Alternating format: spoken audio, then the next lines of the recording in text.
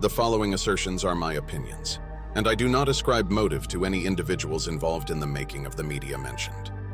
I will, however, point out what I see and how I interpret the media in question. This video is an introduction to the series Hidden Influences in Cinema. I will walk you through how media is influencing our thoughts and beliefs.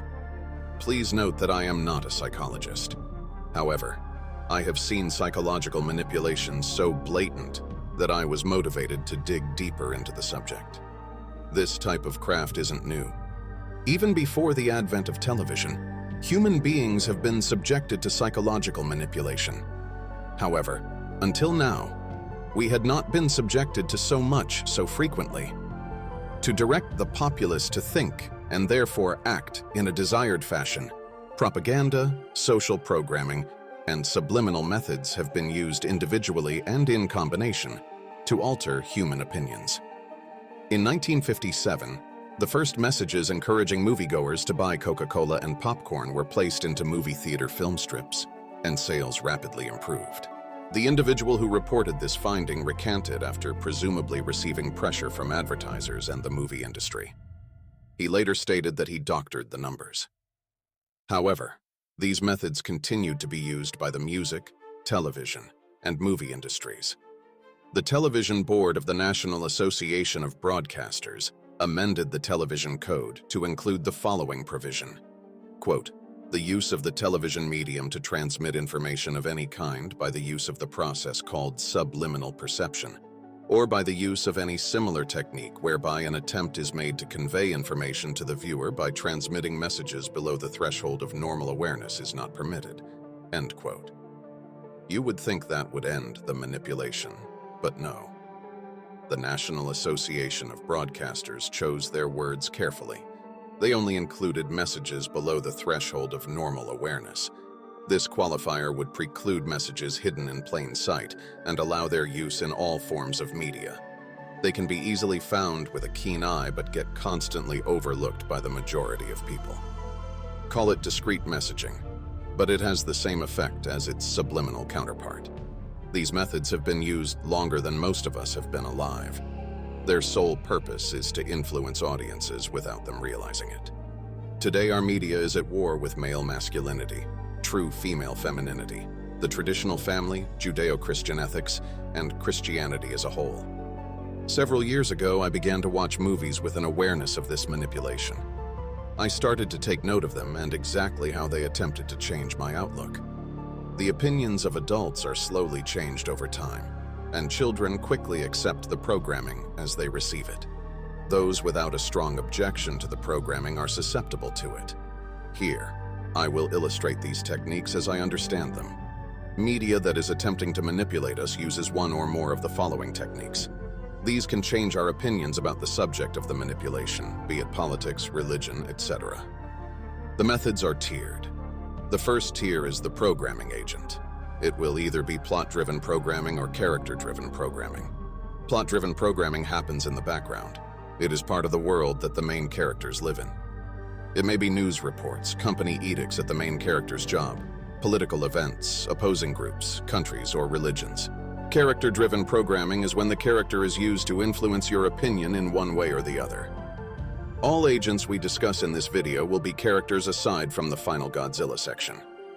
The second tier is a set of 4 tools that determine the type of manipulation. The first tool is negative association. This tool is designed to increase or create negative feelings for the subject of the manipulation. The second tool is positive association. This is an attempt to increase positive feelings for the subject of the manipulation. The third is corruptive association. This is for those with a positive or neutral view of the subject or symbol. It is designed to push you toward a negative view from a potentially positive one. It may appear positive in some respects, such as motivation, and negative in others, such as actions, words, or opinions. The fourth tool is cleansing association.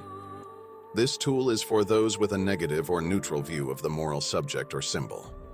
It is designed to push you into a positive view of the subject. It will appear negative in some respects, like motivation, and positive in others, such as actions, words, and opinions. A third tier is the method. This tier illustrates how the tool will work. For instance, will it be loud and clumsy or soft and quiet? There are 3 different methods that I see in play: overt, covert, and hidden. The overt method is very obvious. For instance, look at the movie Training Day. When I see the most corrupt cop to ever be portrayed in film and he is wearing 2 crosses, this is overt. This method has 2 targets. It is meant to provide emotional reference to those still forming an opinion and as a call to action for those who accept it. The covert method is seen when a character reveals themselves as the villain or does something evil or immoral. For instance, there is a cross in the background that appears at a moment of fear, anger, or disgust.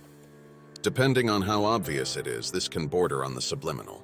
Lastly, the hidden method can be seen if you're looking for it, but it is easy to overlook if you're not.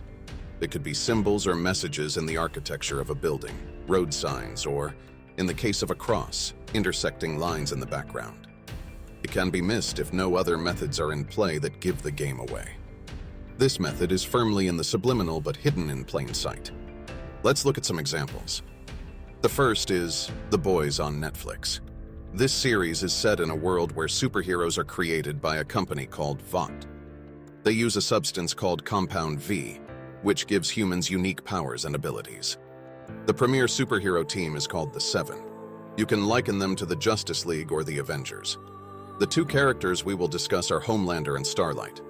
Homelander is the leader of the Seven, emotionally unstable, and likely the most powerful superhero in this show. Starlight is the newest team member. She is rebelling against the unethical practices of the Seven and Vought. Although there are multiple antagonists and protagonists in this show, we will only focus on these 2 in this video. Let's look at Homelander and examine how this character fits into our theory. Assumed by most to be a hero, he is actually a murderous sociopath. He feels an innate superiority to everyone else. He has committed multiple horrendous murders on the show and caused a commercial plane full of passengers to crash. Due to his volatile personality, it is hard to tell when he will act out. But when he does, the consequences are disastrous. In Season 1, Episode 5, we discover that Homelander is an ordained minister of a church called Samaritan's Embrace. He is baptizing people with the aid of Ezekiel, a super-powered individual who happens to be an apostate minister at this church. This is meant to be seen as a Christian church, with baptisms, ministers, and crosses in the background. This blasphemy and apostasy clearly show Christianity in a negative light. Starlight is a member of this church, and has been since she was a child. In a speech in front of her congregation, she renounced the church because they objected to the homosexual agenda. There is no indication that this is a new doctrine for them, but this confrontation needs to happen so the LGBT community is validated. Starlight is placed in a positive light for her views, while Homelander and the other church members bring a decidedly negative light to the church. It is crystal clear that in this episode it is being stressed that Christianity is evil and the homosexual agenda is good. So, referring back to our chart, how is the Homelander character being used to influence our thoughts regarding Christianity? All of his negative attributes are part of who he is. His being an ordained minister never changes. Throughout the series, he remains an ordained minister, even though we never see him at the church again.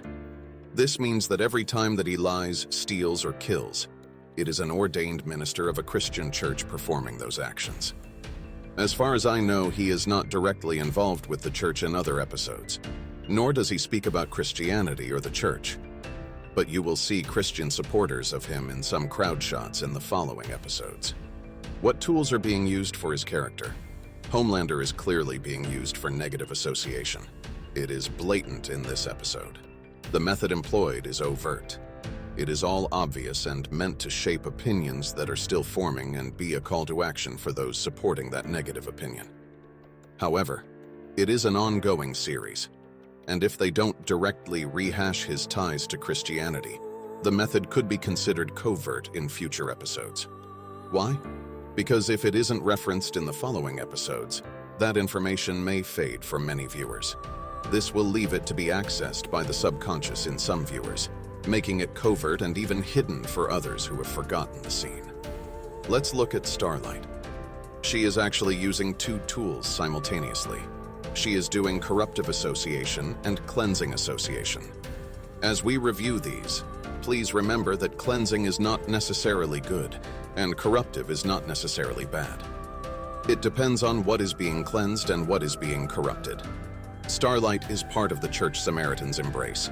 She was raised in the church but gives no indication that she genuinely believes in any of the church's doctrines. She does have conservative views on her dress and behavior, but we are given no insight into her personal faith. When she rejects her church because of its stands, she simultaneously uses corruptive association and cleansing association.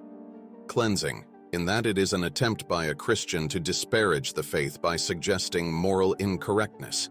It is also considered corruptive in that a Christian has presented the LGBTQ movement as morally correct. Like Homelander, these methods will be carried with her character through the episodes as they are part of her identity. The method is overt, but the effect becomes more covert over time as this episode fades in memory. Godzilla, King of the Monsters, is up next. The story follows the efforts of the cryptozoological agency Monarch as its members face off against several Titan monsters, including Godzilla, Mothra, Rodan, and Godzilla's nemesis, the three-headed Ghidorah. There are also several supporting human cast members, both antagonists and protagonists. We will cover one of the monsters, Ghidorah, and one of the humans, Alan Jonah. Colonel Alan Jonah is a former British Army colonel and MI6 agent, turned eco-terrorist leader who sought to find and awaken all the Titans across the globe, so they could supplant humanity as the dominant species and, supposedly, restore order to nature. In this example, plot and character are both used as agents. Jonah's character and the movie plot are moving towards similar purposes. The plot states that humans are destroying the planet, and that these monsters are a natural defense mechanism of the Earth. Jonah deduces that humanity should be destroyed, or at least its population drastically reduced for the good of the planet. The character Jonah is used for negative association. The method is covert. Note that Jonah is the name of a Christian prophet. This technique is often used for antagonists. Bishop, for instance, is a very popular name for a villain. In addition to his name, there is also the connotation of Jonah's involvement with a giant animal. As you know, Jonah was swallowed by a large fish. Alan Jonah was consumed by his work with these monsters and the end they would bring. But more importantly, like the Jonah of the Bible, Alan Jonah has a very negative view of the humans in his story and is willing to allow their destruction. He also rejects the method of Godzilla to spare humanity and heal the Earth. In the after-credit scene, he is seen purchasing the head of Ghidorah to further the conflict. There are other similarities, but it is clear that this character is a blasphemous representation of Jonah himself and a covert link to Christianity. The plot agent uses corruptive association with an overt method. The tool is corruptive in attempting to cultivate a moral stand in the viewer, but it is doing it with a threat. As I see it, threats can only be used with corruptive and cleansing tools. The threat is the destruction of the environment, severe human loss and suffering if the agenda is not accepted. Regarding the monster Ghidorah, this creature is not a natural inhabitant of this world, but has fallen to Earth from space, like Satan falling from the heavens. In other stories, he is called the Devil, the three-headed foe, the false king, and the devil with three heads. Most Christians would hear that and think that this creature represents Satan. But it doesn't. Remember that this world is turning good to evil and evil to good. This creature represents the Trinity, the Father, the Son, and the Holy Spirit. This creature is the evil, destructive force of the movie and the god that Alan Jonah follows. It is also the god the other monsters bow to after it asserts its dominance.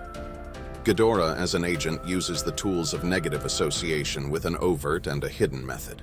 In one tense scene, in a blink-and-you-miss-it moment, Ghidorah is shown with a cross in the foreground.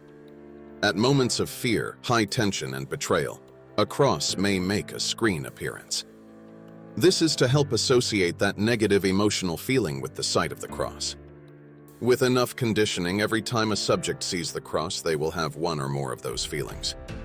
As stated earlier, those without a strong objection to the programming are susceptible to it. And lastly, how about the hidden method? Look at Ghidorah. This image is part of the movie's promotional material and can be found with a Google search. Look at the center head between the first two horns. Do you see the cross? Thank you for watching. This is just the introductory video. I intend to create more content with a detailed analysis of films and music. If you like this content, please give it a thumbs up. If you are new, please subscribe and activate notifications. God bless you all and have a great day.